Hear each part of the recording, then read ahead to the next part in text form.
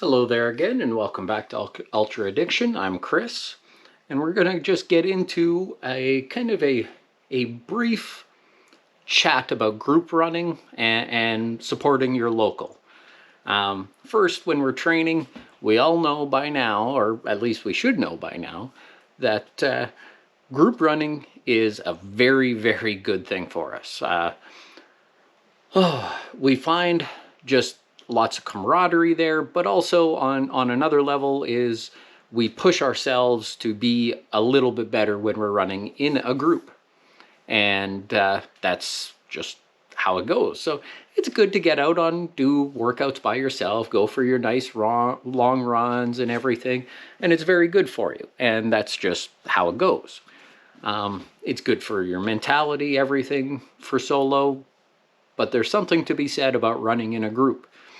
I do suggest if you're going to run in a group, sometimes the long run is a great run to do in a group, 100%, especially if one person is maybe a step or two behind the others.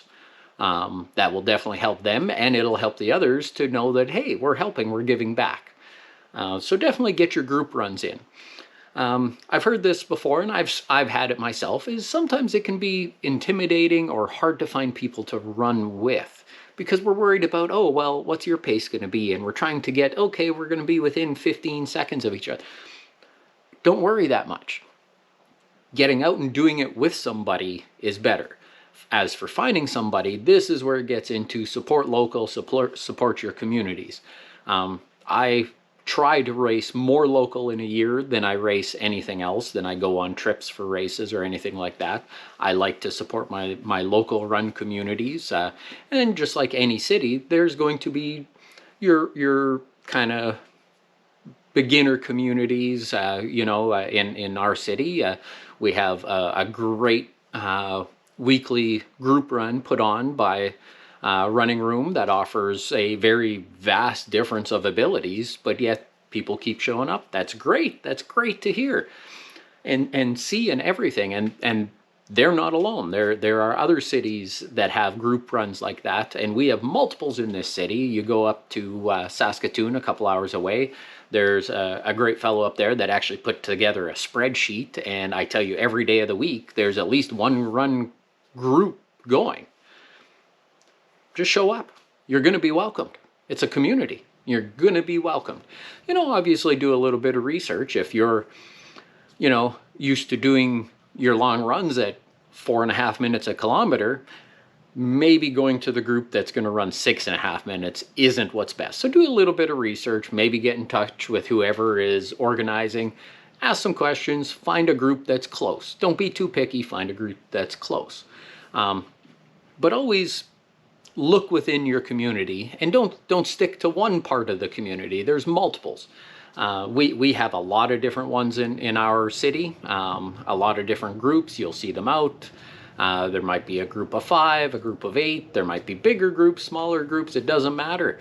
There are groups, and you will find a place where you find that camaraderie and all that gain. So definitely go find these groups. They're everywhere. Not just in my city, in your city, all over the world. If there wasn't, we would never have Park Run. There you go. Prime example of a group getting together. Park Run's a little different, that it's a unofficial timed race every Saturday, but there are groups that run every day of the week at all kinds of paces.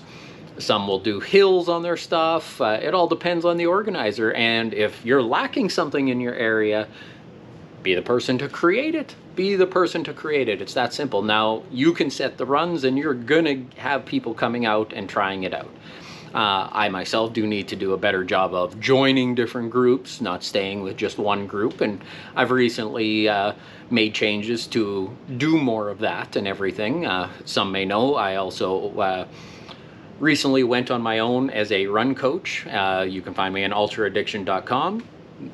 I will try and post a link either in the comments or in this video for you to get you there. Also off that website, you can link right back to my videos on here and all my socials. But having done the changeover to doing it on my own, I can build my own dreams, and I can give back to my community. by supporting local races, becoming a sponsor, stuff like that.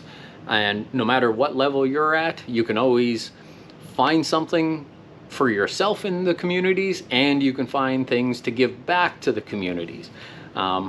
Where there's always the so-called ebb and flow, where there's the give and take. You give to the community, you take from the community. It's got to equal out in the end, and everybody's happy that way. But definitely just make sure you're trying to give back, and you just never know. In some of those groups, you might meet a great person that just needed to talk to you that day. You just never know how many great things and great people you come in contact with. So, get out there and run on it with everybody.